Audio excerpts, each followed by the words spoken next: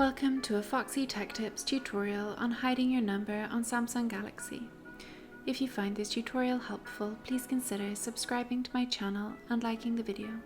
If you don't want people you call to be able to see your number, you can choose to hide your caller ID in settings. With your caller ID hidden, your number will not be visible to the people you call. Open the phone app and then tap the three dots button in the top right.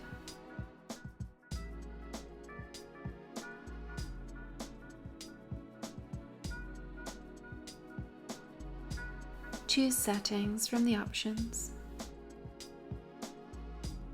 Scroll down the settings and tap Supplementary Services.